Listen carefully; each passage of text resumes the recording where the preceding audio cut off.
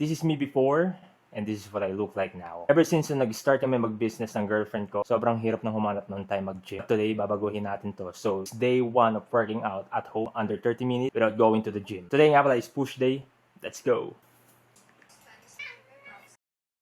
15 push-ups, 12 shoulder press, 12 dumbbell flies, 15 side lateral raise, 12 diamond push-up. First set, done. 15 push-ups, 12 set of dumbbell shoulder press,